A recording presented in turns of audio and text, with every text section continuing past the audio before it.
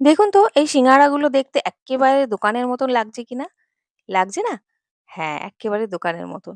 একদম বাড়িতে আপনারা সহজে তৈরি করে নিতে পারেন। ইফতারে আমরা প্রায়ই এটা তৈরি করি। চলুন কিভাবে তৈরি করি দেখিয়ে নেওয়া যাক। এখানে নিয়ে নিচ্ছি আধ বাটি আটা আর আধ বাটি ময়দা। আমি অল্প পরিমাণে তৈরি করছি। এর মধ্যে দিয়ে দিচ্ছি একটু কালো জিরে। হাত দিয়ে রগড়ে এভাবে দিয়ে দিলে ফ্লেভারটা ভালো আসে। তাই দিয়ে দিলাম। আর এখানে এবার দিয়ে দিচ্ছি ২ বড় চামচের মতন তেল। খাস্তা হবে আর সেজন্য তেলটা অবশ্যই দেবেন। আর এখানে দিয়ে দিচ্ছি নুন ১/২ চা চামচ। ভালো করে এটা মিক্স করে নেব ময়ান যাতে ভালো হয়ে যায়। আর নুন দেওয়ার পর এটাকে অল্প, অল্প জল দিয়ে একটু টাইট ডো তৈরি করতে হবে। জলটা একবারে দেবেন না, অল্প, অল্প দিয়ে একটু টাইটই রাখবেন। রেখে এটাকে এবার ঢাকা দিয়ে কিছুক্ষণের জন্য ছেড়ে দিচ্ছি। তারপরে আমরা একটা মসলা তৈরি করে নেব। এখানে রেখে দিলাম। আর একটা প্যানে নিয়ে নিচ্ছি ১ চামচের মতন জিরে আর ১ চামচের মতন ধনে। গোটা নিয়েছি।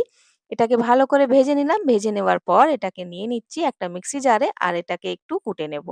একটু দেখবেন এরকম কোর্সলি গ্রাইন্ড করবেন। প্যানে নিয়ে নিচ্ছি সর্ষের তেল ১ বড় চামচ। এর মধ্যে দিয়ে দিচ্ছি ৫ ফোড়ন আর দিয়ে দিচ্ছি লঙ্কা আর আদা একটুখানি ঘষে দিয়ে দিলাম মানে গ্রেট করে। ভালো করে ভেজে নেওয়ার পর এর মধ্যে আলু আর মটর আগের থেকে আমি সেদ্ধ করে রেখেছিলাম। একটু ভেঙে, ভেঙে রেখেছিলাম। দিয়ে দিলাম। এর মধ্যে দিয়ে দিচ্ছি নুন স্বাদ মতন। আর এখান থেকে ১ বড় চামচের মতন মসলা দিয়ে দিচ্ছি। এরপর দিয়ে দিচ্ছি এখানে হলুদের গুঁড়ো 1/4 চা চামচ। আর দিয়ে দেবো চিলি ফ্লেক্স। চিলি ফ্লেক্স না থাকলে লঙ্কার গুঁড়োও দিতে পারেন। কাঁচা লঙ্কা অবশ্যই আমরা দিয়েছি। ঝাল যতটা পছন্দ করেন ততটা দেবেন। এখানে এবার দিয়ে দিচ্ছি আমি চাট মসলা। চাট মসলা না থাকলে লেবুর রসও দিতে পারেন। তবে ফ্লেমটা অফ করে দেবেন। ভালো করে ভেজে নিতে হবে মসলার সাথে আলুটাকে। আর এখানে দিয়ে দিচ্ছি আমি ১ মুঠোর মতন বাদাম দিয়ে দিয়েছি, ভাজা বাদামটা।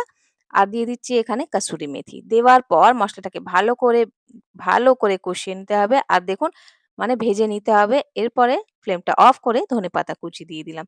এখানে এবার মসলাটাকে একটু আলুর মিক্সচারটাকে ঠান্ডা করতে রাখলাম। আর এই ময়দার মিশ্রণটাকে আবার ভালো করে একটু মেখে নেব। আপনারা চাইলে শুধু ময়দা দিয়েও এটা করতে পারেন। আমি একটু আটার সাথে মিক্স করেছি। ছোট, ছোট লেচি কেটে নিলাম। এবার এটাকে একটু বেলে নেব। গোল করব না, একটু ওভাল শেপে এটাকে বেলবো। আর দেখুন এরকম মোটা রাখবেন। খুব বেশি পাতলা বা খুব বেশি মোটা রাখতে যাবেন না।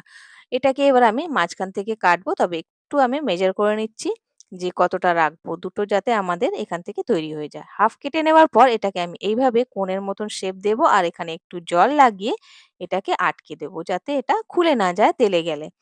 তো একটু জল লাগাবেন, খুব বেশি যেন না লাগান।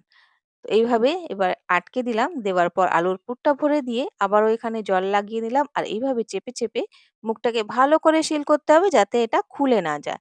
ব্যাস আমাদের একটা সিঙ্গাড়া রেডি। একেবারে দোকানের মতন লাগছে না? আমি একটু ছোট সাইজেরই করেছি। চাইলে আপনারা একটু বড়ও করতে পারেন। তবে ছোট, ছোট থাকলে না তেলে ফ্রাই করতে অনেক সুবিধা হয়। অনেক বেশি তেলের প্রয়োজন হয় না। তাই আমি একটু ছোট রেখেছি। এবার তেল গরম করে নেবেন ভালো করে। আর ২ টো ৩ টে যে কটা যাবে দিয়ে দেবেন। খুব বেশি ভরে দেবেন না যাতে পাল্টাতে আমাদের অসুবিধা হয়।